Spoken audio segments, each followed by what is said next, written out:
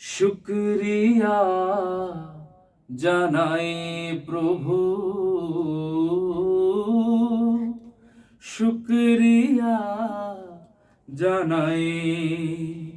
তুমি তো রেখেছ আমার রহমের শীতল ছায়ায়, শুকরিয়া জানাই। ভাই হ্যাপি একটা গান ধরছেন ভাই। আজকে এই গান নিয়ে আমরা কথা বলতে চাই। এই গানটার এটা তো অনেক পরে একদম হিসামের কণ্ঠে আমরা হিসামের কণ্ঠে সবাই এই গানটা শুনছি। তোলা। হিসামের কণ্ঠে অসাধারণ একটা গান। এটা মনে হয় সসাসের অ্যালবামে আছে। তো এই গানটার মানে এই গানটা আমরা যখন শুনছি বা যখন শুনি অন্যরকম একটা ফিল আসে। তো লেখার সময় কি আপনার এরকম ফিল আসছে কিনা একটু? লেখার বলতে কি, এটা লেখার দারুণ চমকপ্রদ একটা গল্প আছে। তার আগে আমার মনে হয় যে গানটা আগে একটু শুনি। আমার যদিও হিসামের মতো হয়তো হবে না, কারণ হচ্ছে কি যে আমি তো ওই সময় অনেক মডিফাই করেছি। যাক, আমি একটু গাওয়ার চেষ্টা করি যতটুকু পারি আর কি। আর আমরা এই গানটার লিংক ইতে সসাসের ইউটিউবে আছে, ডেসক্রিপশনে দেয়া আছে, কমেন্টসে দিয়ে দেবো। এই লিংকটা আপনারা দেখে নিন। শুকরিয়া জানাই প্রভু, শুকরিয়া জানাই। তুমি তো রেখেছ আমায় রহমের শীতল ছায়ায়, শুকরিয়া জানাই প্রভু, শুকরিয়া জানাই।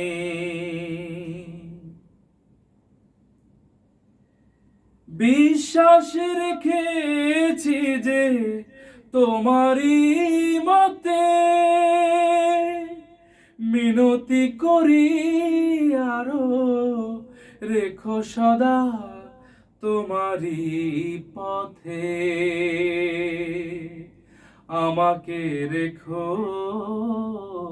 বেঁধে, আমাকে রেখো বেঁধে তোমারই মায়ায়, শুকরিয়া জানাই প্রভু,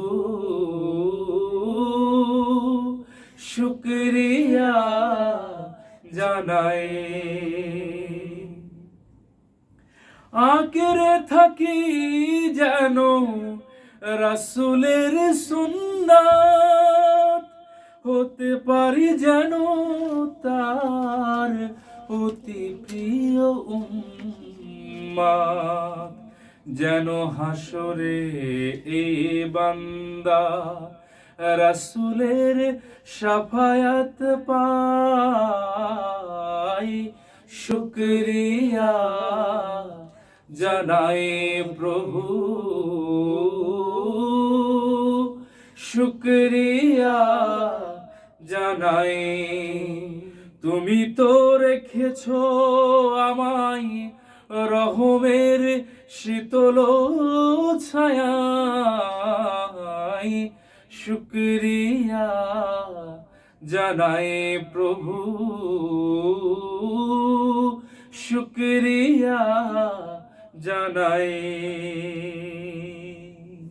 মারহাবা, মাশাআল্লাহ। আচ্ছা, মানে এই যে আমরা আবেগ দিয়ে শুনতেছিলাম, এখন আপনার এই লেখার পেছনে বা পেছনে কোনো ঘটনা বা এরকম আছে? পেছনে মানে এটার চমকপ্রদ ঘটনা বলতে পারো। তবে আজকে যেমন গুনগুন করে গাওয়ার উদ্দেশ্য হচ্ছে, আজকে তো এই যে রাত্রে একটু নিউজ পাইলাম উত্তরবঙ্গে একটা বন্যা কবলিত। তো মাঝে মধ্যে মনে হয় আমরা তো বন্যার কবলে পড়ি না, ভালো আছি। এই ঈদ থেকে আমি এটা এখন গাইলাম, কিন্তু এই গানের লেখার যে বিষয়টা, এটা একটা দারুণ চমকপ্রদ কাহিনী। আমরা একটু শুনি। সেটা হচ্ছে, আমি একটা কাজে আমাদের শ্রদ্ধাভাজন হাসান মুর্তজা ভাই, বিশিষ্ট শিশু সংগঠক, বাংলাদেশ সংস্কৃতি কেন্দ্রের নির্বাহী ছিল, সহকারী পরিচালক ছিল, ফুলকুরির প্রধান পরিচালক ছিল দীর্ঘদিন। তো হাসান মুর্তজা ভাই সাথে মানে কোর্টে গেলাম একটা কাজে, আদালতে। তো আদালতে গিয়ে তখন ধরো যে মানে আওয়ামী সরকারের শুরুর দিকে, সম্ভবত 9-10 সাল না তারও মানে পরে বা আগে, আমার মনে নাই। এটা অবশ্য আমি মনে করতে পারছি না। যাই হোক, এরকম সময় হবে। তো তখন মামলা টামলা প্রচুর হচ্ছে। আমি যখন ছিলাম 14-15 দিকে ওই সময়ে তো প্রচুর একটা প্রচুর, হ্যাঁ, ওই রকম কিনা আমার যাই হোক মনে নাই, তবে মোটামুটি সেরকম হবে। তখন তৌহিদ ছিল সসাসের সঙ্গীত, তাওহিদুল ইসলাম, শিল্পী তাওহিদ, আমার স্নেহের অত্যন্ত। তো আমি যাই হোক কোর্টে যখন গেলাম, গিয়ে বসে আছি, হাসান ভাই কাজ সারতেছে, তা আমি ওই বটতলা ওখানে বসে আছি। তো হুট করে তখন আমার মানে মনে হচ্ছে আই রে, মানে সবারই সমস্যা, সবারই একটা করে মামলা, এই সেই ঝামেলা নিয়েই ওখানে আসছে। তখন আমরা, আল্লাহ তুমি ভালো রাখছো, শুক্রিয়া তোমার কাছে। তো হুট করে তখন কোনো কিছু লেখার আগে মাথার মধ্যে চলে আসলো, প্রভু তোমার কাছে শুক্রিয়া জানাই। তখন এটা লিখে রাখলেন কোথায়? তো লেখা বলতে কি, তখন তো কাগজও নিয়ে যায়নি, আর আমার অ্যান্ড্রয়েড ফোনও না, আমি অ্যান্ড্রয়েড ফোন তো তখন মনে হয় আপনার বাটন ফোন। তা আমি হুট করে মনে হলাম যে এটা কোনো এক সময় কাজে লাগতে পারে। সেই ফোন কি এখনো আছে আপনার? ওই ফোন আছে, পুরাতন অবস্থায় পড়ে আছে, আমার জিনিসপত্র একটু কম নষ্ট হয়। তো ওই বাটন ফোনেই ওই 4 লাইন রেকর্ড করে রাখছি। তো 4 লাইন রেকর্ড করার পরে রেকর্ড করলে তখন মনে হয় সম্ভবত মেমোরি কার্ড যুক্ত ফোন ছিল, 512 MB এরকম। তো আমি মনে করবো যে ওইটা করলাম, যদিও তখন আধুনিক সবাই কিন্তু অ্যান্ড্রয়েড ইউজ করে, কিন্তু আমি তখনও করি না, মানে যে কোনো কারণে করি না। তো যাই হোক, পরে যখন আমি ওই গানটা রেকর্ড করে চলে আসলাম, এরপর ওই গানটার কথা ভুলে গেছি, আর মনে নাই, মাথার মধ্যে মেমোরিতে নাই। তো অনেকদিন পরে আমাকে সসাসের তাওহিদ, তখন কি সঙ্গীত পরিচালক ছিল? তাওহিদ সঙ্গীত পরিচালক ছিল, অনুপমের পরিচালক থেকে সঙ্গীত পরিচালক, হ্যাঁ সসাসের সঙ্গীত পরিচালক। তো তখন ও আমাকে বললো যে ভাই একটা গান দিতে হবে, এবং অবশ্যই আমি বললাম যে ভাই আমি তো তখন আমার বগুড়াতে, তার মানে এটা অনেক পরে, কমল মিডিয়া, হ্যাঁ হ্যাঁ হ্যাঁ, এটা অনেক পরে, এটা প্রায় 16-17 ঘটনা। আচ্ছা হ্যাঁ হবে। যাই হোক, তো আমি তখন মনে করো যে ওখানে বগুড়া, আমি বললাম ভাই আমি তো বগুড়া আসছি। তো বলতেছে যে ভাই বগুড়া গেছেন, তো আপনি যে গানটা দেবেন, এদিকে আমি কয়েকদিন যাবতে ওকে বলতেছি যে গান একটা মাথার মধ্যে আছে, দেখি আমি লিখে ফেলবো, কিন্তু বলছে আপনি বগুড়া গেছেন, তাহলে হিসাম আসতেছে। আমি বললাম এই তো সারছে। তখন আমাকে হিসামের বাপ কিছুক্ষণের মধ্যে ফোন দিয়ে বললো যে মাসুদ ভাই আমরা আসতেছি। তখনও আমার কাছে গানটা নাই, মানে কোনো গান কি দেবো ওকে আমার জানা নাই। হুট করে মনে হলো ছেলেটা আসতেছে কষ্ট করে, ওর ছুটির দিন, ওর আব্বা সহ, মানে কি করি। তো চট করে মনে পড়লো যে মোবাইলে একটা গানই করছিলাম অনেকদিন আগে, তো 2 লাইন চট করে মনে হলো যে এই গানটা ওর কণ্ঠে যায়, একটু মেলোডিয়াস। তো তখন তো সুর সহ, আমার ম্যাক্সিমাম গানই তো সুর সহ আগে চলে আসে, কখনো সুর আগে চলে আসে। তো যাই হোক, আমি ওইটা যখন শুনলাম, তখন মনে করো যে মনে হলো যে হ্যাঁ এটাতে কিছু করি, বাস তখনই কাগজ কলম নিয়ে সাথে সাথে এই গানটা বাকি অংশটা করা। ঠিক যখন ধরো যে গানটাও আমার শেষ, হিসাম আর হিসামের আব্বাও আমার অফিসে ঢুকছে তখন বগুড়াতে। আচ্ছা, তখন আমি বগুড়া গেছি একদিনের জন্য, তো তখন ওরা বগুড়া অফিসে, আমার বগুড়া অফিসে তখন ঢুকছে। এই যে তুমিও ছিলা, হ্যাঁ, তো তখন ঢুকলো, তারপরে তো গান দিয়ে দিলাম।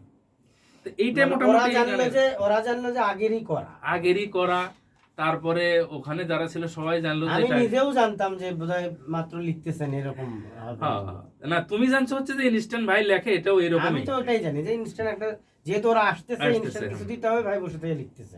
কিন্তু গানের মুখটার জন্ম আগেই অনেক আগে, এবং পরবর্তীতে যায় এই গানটার একটা পূর্ণতা পাইলো আর কি। এইভাবে পরে তো হিসাম গানটা এই করে তুললো কণ্ঠে, এরপরে সেটা অ্যালবামে গেল। এটা সসাসের অ্যালবামটার নাম আমার অবশ্য না, গানের না আলাদা বোধ হয়, ওটা অ্যালবাম, সরি নীল প্রজাপতি, হ্যাঁ নীল প্রজাপতি অ্যালবাম, না নীল প্রজাপতি অ্যালবামের নাম নীল প্রজাপতি। সেটার একটা গান ছিল শুক্রিয়া, যেটা এই গানটাও গাইছিল। তো এই মোটামুটি ধরো এই গানটার মোটামুটি ইতিহাস। তবে গানটা এমনিতেও আমার খুব ভাল লাগে, যে শুক্রিয়া জানাই প্রভু, হ্যাঁ, এই মোটামুটি ইতিহাস। তো এটা অন্তর থেকে ধরো যে তখন অটোমেটিক্যালি চলে আসছে আল্লাহর প্রতি একটা শুক্রিয়া জানানোর যে, এবং আমারও মাঝে মধ্যে গুনগুন করে নিজেও গাই, ভালো লাগে যে আল্লাহর প্রতি শুক্রিয়া জানানোর এটা একটা না। সেটাই আসলে আমরা যারা আলহামদুলিল্লাহ বিপদ আপদ থেকে মুক্ত আছি, সুতরাং আল্লাহর শুকরিয়া আদায় করা ছাড়া বিকল্প নাই। যাই হোক, আমরা আজকের এর মাধ্যমে করি যে এই মুহূর্তে দেশের বিভিন্ন প্রান্তে বিশেষ করে উত্তরবঙ্গে বন্যা কবলিত যেটা শুনলাম, আবার নতুন নতুন বন্যা করে শুরু হচ্ছে। তো আল্লাহ সবাইকে ভালো রাখুক, সুস্থ রাখুক, নিরাপদ রাখুক, আল্লাহ এটাই হচ্ছে কামনা। সবাই ভালো থাকবেন, সুস্থ থাকবেন। আসসালামু আলাইকুম।